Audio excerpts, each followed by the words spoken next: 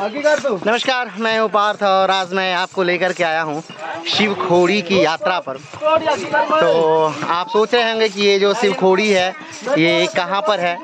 तो ये जो शिवखोड़ी है ये जम्मू में है। और जब भी आप वैष्णो देवी दर्शन के लिए आते हैं तो वैष्णो देवी यानी कटरा से ये शिवखोड़ी 80 किलोमीटर की दूरी पर है। शिवखोड़ी जो है वो भगवान शंकर का स्थान है। कहा जाता है कि भगवान शंकर सपरिवार यहाँ शिवखोड़ी में कभी आए थे। एक बड़ा प्राचीन इतिहास है कि शिवखोड़ी में भगवान शंकर क्यों आए थे।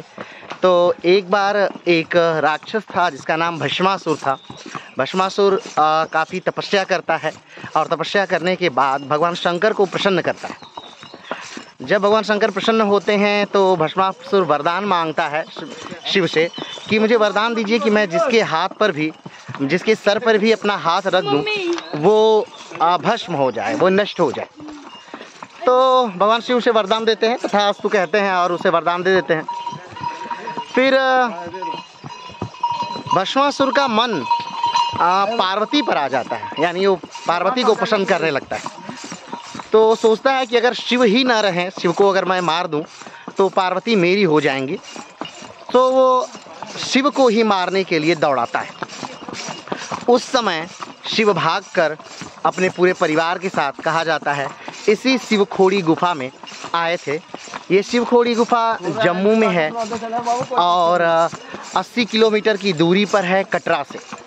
तो आपको कटरा से बहुत सारे साधन मिलते हैं, जैसे में कि आपको मिल जाएगी जीप, आपको मिल जाएगी बस, आपको मिल जाएगी टैक्सी, या फिर अगर आप रिज़र्व करना चाहें टैक्सी वगैरह तो रिज़र्व भी हो जाती है।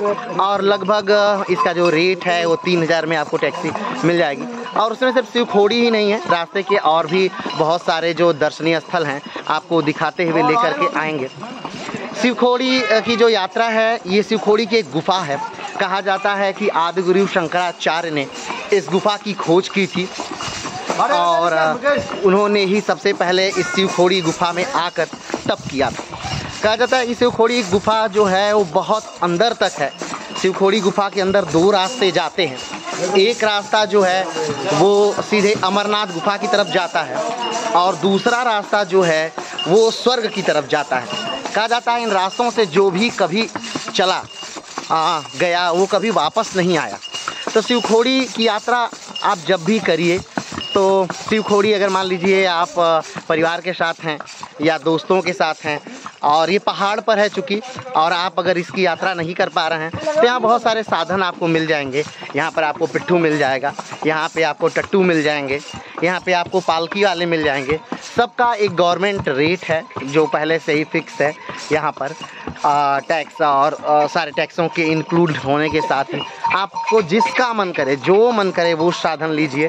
और लगभग 3.5 किलोमीटर की ये शिवखोड़ी की यात्रा है पहाड़ के ऊपर, उसकी चढ़ाई आप कर सकते हैं।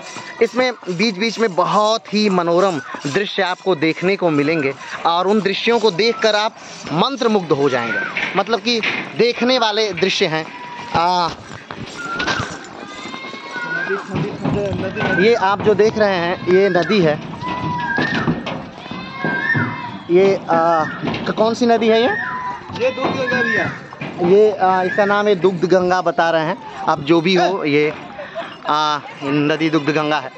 तो देखिए इसका नज़ारा चारों तरफ आप देख लीजिए, बहुत बेहतरीन खूबसूरत नज़ारा है।